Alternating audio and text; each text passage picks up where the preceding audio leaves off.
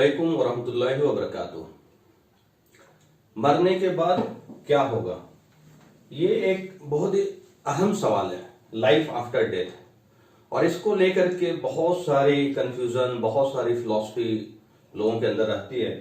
लेकिन एक बात तो श्योर है कि जो डेथ है, मृत्यु है, वो जीवन का सत्य है, उसको कोई नकार नहीं सकता। हमारे बाप दादा चले गए और हम भी चले जाएंगे, और दुनिया में ना कोई अमीर, ना कोई साइंटिस्ट, कोई भी इंसान ऐसा नहीं है जो मौत से बचा हो। तो ये जीवन का सबसे बड़ा सत्य है, और इस सत्य के बारे में जानना ये हर इंसान के लिए बहुत ही अहमियत का हामिल है। हमें जानना चाहिए कि भाई क्या सच में मरने के बाद कुछ होगा या नहीं होगा। अब इसमें दो सवाल हैं। एक है कि बहुत सारे लोग कहते हैं कि मरने के बाद कुछ नहीं होगा, और एक दूसरा गिरोह है, ग्रुप है, जो कहता है कि मरने के बाद कुछ होगा।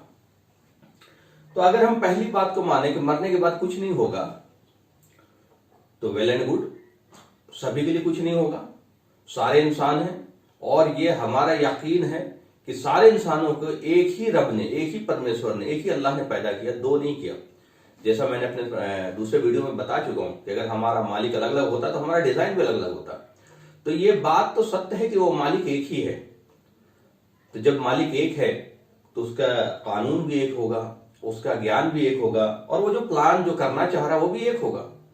तो अगर मरने के बाद कुछ भी नहीं है, कोई जीवन नहीं है, या कुछ भी नहीं होना है, तो वो किसी के साथ नहीं होगा। लेकिन अगर कुछ हुआ, जो दूसरा ऑप्शन है, अगर कुछ हुआ, ये चीज है, दो ही ऑप्शन है, या तो नहीं होगा या होगा। अगर हुआ तो वो सबके लिए होगा। ऐसा नहीं हो सकता कि मैं खास हूं, या एक गिरोह खास है, या एक धर्म के लोग खास है कि उनके लिए जन्नत और दोजख बनाया गया। सारे इंसानियत के लिए कानून एक ही होगा, ज्ञान एक ही होगा। तो होने का ज्ञान जो है वो कुरान में भी है, जिसको दोजख और जन्नत कहा गया। स्वर्ग और नरक के होने का ज्ञान, दोजख और जन्नत के होने का ज्ञान जो है वो बाइबल में है। ईसा अलैहिस्सलाम ने इंजील में बताया, मूसा अलैहिस्सलाम ने तौरात में बताया। इसी तरह जितने भी रसूल या दूत या नबी अल्लाह ने हमेशा से ज्ञान देने के लिए भेजे, उन सब ने यही ज्ञान दिया कि हम सब का एक रब है, एक मालिक है, मालिक एक ही है। उसी की आज्ञाकारी बनो और अच्छे कर्म करो, तो हमारा वास, हमारा ठिकाना हमेशा के लिए स्वर्ग होगा। तो ये बात तो तय है कि अगर मरने के बाद स्वर्ग हुआ तो वो भी सभी के लिए होगा। और इस बात का यकीन हमें इसलिए भी है कि हम ये ज्ञान सारे दूतों के जरिए, किसी एक दूत के लिए नहीं, सिर्फ मोहम्मद सल्लल्लाहु अलैहि वसल्लम के जरिए नहीं, ईसा अलैहिस्सलाम के जरिए, जीसस के जरिए भी मिला, मोसेस के जरिए भी मिला, और भी सारी किताबों में। स्वर्ग और नरक तो कुरान में नहीं बोलते, दोजख और जन्नत बोलते हैं। स्वर्ग और नरक का टर्मिनोलॉजी तो वेदों से आया, तो वेद में, वैदिक टर्म में भी ये स्वर्ग और नरक है।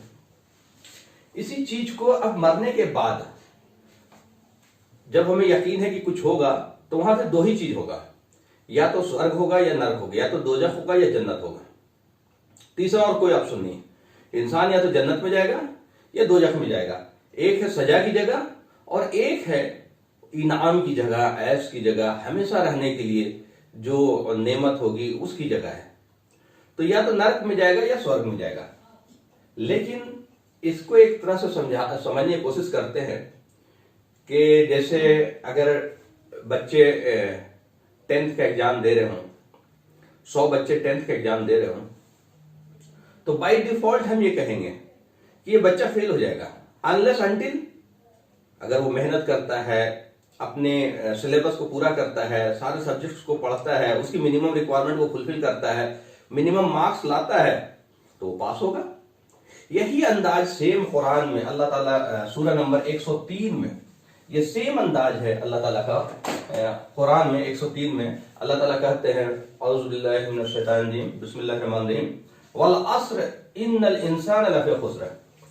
कसम है जमाने की, अल्लाह ताला कसम खा के कह रहे हैं, कसम है जमाने की, सारी इंसानियत, इन्नल इंसाना, या यहाँ पे हिंदू, मुसलमान, सिख, ईसाई नहीं बोला जा रहा, बुद्ध, जैन नहीं बोला जा रहा। इन्नल इंसान, इंसान अरबी वर्ड है, ये इंसान जो है अरबी से आया वर्ड। इन्नल इंसान मतलब सारी इंसानियत घाटे में है। वल अस्र इन्नल इंसान लफी खुस्र मतलब सारी इंसानियत फेल हो जाएगा। चूंकि ये दुनिया हमारा इम्तिहान है, जैसे हमने अभी इम्तिहान के एग्जाम्पल दिया, तो बाय डिफॉल्ट हम कह सकते हैं कि सारा इंसान फेल हो जाएगा। जैसे हमने 10th के लिए बताया कि सारे बच्चे फेल हो जाएंगे अगर वो नहीं पढ़ेंगे, नहीं मेहनत करेंगे, पास होने के लिए जद्दोजहद नहीं करेंगे। तो यहाँ पे भी वही अंदाज है, वल अस्र इन्नल इंसान लफी खुस्र, कसम जमाने की सारे इंसानियत फेल हो जाएगा। पास कौन करेगा? उसके 4 क्राइटेरिया है। पास करने के लिए 4 कंडीशंस को फुलफिल करने हैं। पहला कंडीशन है इल्लल्लज़ीना आमनू, पहला व अमिलुस सालिहात, दूसरा व तवासौ बिल हक, तीसरा व तवासौ बिस सब्र, चौथा। पहला है कि वो ईमान लाता हो, वो मानता हो कि मेरा रब है, कोई परमेश्वर है, कोई खालिक है, कोई कायनात का बनाने वाला है, किसी ने मुझे पैदा किया है, वही मुझे अपनी तरफ लौटाएगा, वही एक दिन प्रलय का दिन कयामत लाएगा और हमें दोबारा जिंदा करेगा, उसके बाद हिसाब किताब होगा, वो हमारे कर्मों का हिसाब कर रहा, उसी ने सारे दूतों को भेजा, उसी ने फरिश्तों को। तो ये सारी चीज ईमान में आता है कि वो यकीन करता हो कि मेरा रब है। बहुत सारे लोग दुनिया में है जो कहता है कि कोई रब नहीं है, कोई मालिक नहीं है, कोई गॉड नहीं है, कोई गॉड का कंसेप्ट ही नहीं है। तो पहला कंडीशन है कि वो मानता हो कि कोई है रब, कोई परमेश्वर है, कोई अल्लाह है और वो एक ही है। जैसा मैंने अपने दूसरे वीडियो में बता रखा है कि वो मालिक एक ही है, 99 नाम कुरान में, लेकिन 99 खुदा नहीं है। उसी तरह और भी ग्रंथों में अलग अलग नाम से दूतों ने पुकारा। दूसरा क्राइटेरिया आमिलुस सालिहात, राइचियस डीड, अच्छे कर्म। अगर मालिक में मानता है तो मालिक की भी तो मानना है ना। सिर्फ मालिक भाई मैं कहूं कि मालिक को मानता हूं, मालिक की ना मानूं तो मालिक को मानने का फायदा क्या हुआ? तो मालिक की मानने का मतलब है कि जो मेरा मालिक कहेगा जो करूंगा, जिससे रोक देगा रुक जाऊंगा। आमिलुस सालिहात, राइचियस डीड, जो मेरा मालिक अच्छे कर्म बताता है और बुरे कर्म से रोकता है। बुरे कर्म क्या है? चोरी मत करो, धोखा मत दो, जिना मत करो, कत्ल मत करो, कम मत तौलो, कम मत नापो, ये सारे बुरे क्रम। शराब मत पियो, जुआ मत खेलो, बुरे क्रम से बच जाओ। एक रब के अलावा किसी और की बंदगी इख्तियार मत करो, उस परमेश्वर के अलावा किसी और की सजदा मत करो, उसी को मालिक मानो, उसी को मालिक कहो। और वो जो कहता है, जैसे तरीका बताता है जिंदगी गुजारने का, वैसे जिंदगी गुजार। तो राइचियस डीड है जिसमें कि झूठ नहीं बोलना, धोखा नहीं, सारी चीजें इसमें आ जाता है। अब बुरे क्रम से बचना। तीसरी जो बात है वह तवासो बिल हक, वसीयत करता हूं हक बात की, सच बात की। देखिए सच जानना अलग है, सच जान के चलना उससे ऊपर का डिग्री है। और सच जानना, सच पे चलना और सच बात की वसीयत करना, ट्रुथ की वसीयत करना, ये सबसे ऊपर की डिग्री है। तो ये वसीयत वर्ड है, वसीयत करता हूं लोगों को, हक बात बताता हो, जो बात हक बात छुपाता ना हो, छुपाने वाला ना बने, बताने वाला बने हक बात, ताकि भाई मैं जो अपने लिए अच्छा चाहता हूं अपने भाई के लिए भी अच्छा चाहता। सारी इंसानियत आपस में भाई है, चूंकि हम एक ही माता पिता के संतान आदम एंड हव्वा के, तो जो हम अपने लिए बेहतरी चाहते हैं अपने भाई के लिए बेहतरी चाहते हैं। तो हर इंसान, सिर्फ मुसलमान घर में पैदा होकर के अगर कोई समझ रहा है कि मैं जन्नत में चला जाऊंगा, तो ये बहुत बड़ा धोखा है अगर इन क्राइटेरिया को फुलफिल ना करता हो।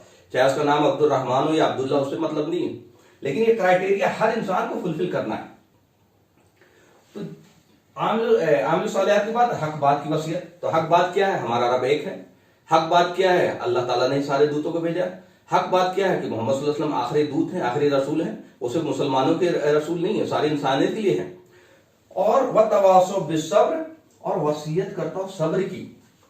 सब्र की मतलब उसको परेशानी आए तो मेरे रब की तरफ से है, कोई हालात बुरी हुए तो रब की तरफ से है, वही रब ही ठीक करेगा।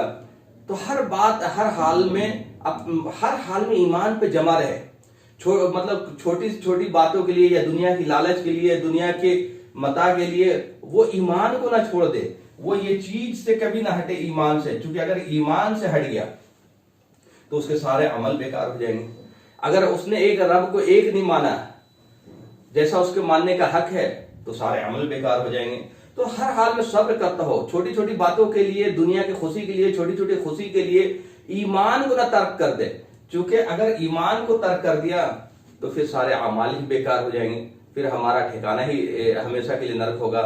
तो दुनिया की थोड़ी सी लालच के लिए, थोड़ी सी परेशानी बचने के लिए, थोड़ी सी खुशी के लिए आदमी, मर्द या औरत अगर अपने ईमान छोड़ रहा है, तो इसीलिए ये सब्र वर्ड आया कि आपके अंदर सब्र का पैमाना स्ट्रांग होना चाहिए। हर हाल में अगर हमें फाका कसी करना पड़ गया, अगर हमें खाना नहीं मिल रहा है, अगर हमें कोई और परेशानी आ गई, फिर भी हम ईमान नहीं छोड़ेंगे कि हमारा रब एक ही है, अल्लाह एक ही है, हम उसी की बंदगी करेंगे, उसी के आगे सजदा करेंगे। वो परमेश्वर एक ही है, दो नहीं है, अनेक नहीं है। और वो कैसा है? वो अकेला है, वो बेनियाज है, आत्मनिर्भर है, ना किसी से जना गया ना किसी से जना जाता है, उसके जैसा ही कोई नहीं, बियॉन्ड इमेजिनेशन है, बियॉन्ड परसेप्शन है, बियॉन्ड कंप्रेंशन है। परिकल्पना से ही बाहर है, उसे न नींद आती है न ऊँघ आती है, अलहाई वो जिंदा है, वो देखता भी है, वो सुनता भी, वो उसका कुदरत, उसका कंट्रोल इतना है कि वो हमारे इतने करीब है जितना गर्दन का नस। ऐसे मालिक की बंदगी, ऐसे मालिक की उपासना, ऐसे मालिक की वंदना, ऐसे मालिक के आगे सजदा करना जिसको किसी ने देखा नहीं, इस धरती में कोई देख नहीं सकता। मालिक का वादा है कि जब तुम स्वर्ग में आओगे तो मेरा दर्शन करोगे, ये सबसे बड़ा इनाम होगा। तो ये चीज है कि मरने के बाद क्या होगा, ये फैक्ट है कि मरने के बाद दो ही चीज होगा, या तो स्वर्ग होगा या नरक होगा, दोजख होगा या जन्नत होगा। सारी मेहनत पास करने के लिए है, फेल करने के लिए कोई मेहनत नहीं। एक बच्चा को कोई बाप बोले कि भाई इसे बताओ कि फेल होने की क्या टेक्निक है, तो कोई अगर 12th में या मेडिकल का एग्जाम दे रहा हो, अब बाप पूछे कि भाई बताओ फेल होने के लिए क्या करना पड़ेगा, तो आदमी भाई कम वक्त कुछ भी मत करो, ऐसे फेल हो जाएगा। तो सारी मेहनत पास होने के लिए है।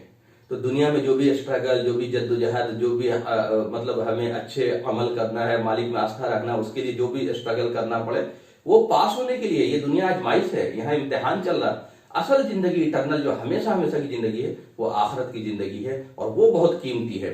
मरने के बाद क्या होगा ये जानना हर इंसान के लिए जरूरी है। दुनिया में हम बहुत अरबपति हों, खरबपति हों, बहुत ही ऐशो आराम की जिंदगी हो, और मरने के बाद अगर हमारा ठिकाना नर्क हो गया तो हम सबसे बड़े बदनसीब होंगे। और दुनिया में हमारी हालत बहुत बुरी हो, मतलब एक तरह से दुनिया के कंपैरिजन में बड़ा कामयाब ना दिखता हो, बहुत ही छोटी जिंदगी गुजर रही हो, लेकिन मरने के बाद अगर वो मालिक को राजी करके मरा और वो स्वर्ग में जाने वाला बन गया, तो ये सबसे बड़ी कामयाबी है। वाखिर दावाना अल्हम्दुलिल्लाहि रब्बिल आलमीन।